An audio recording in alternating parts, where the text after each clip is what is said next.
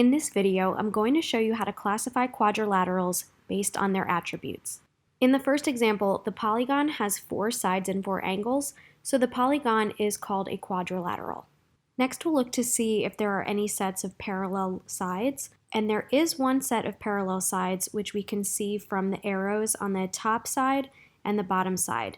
This means that the top and bottom side are parallel to each other. Because there is one set of parallel sides, this is classified as a trapezoid.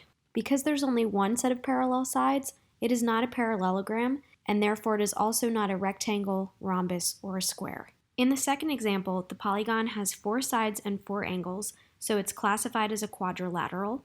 There's not just one, but there are 2 sets of parallel sides, so it is a parallelogram.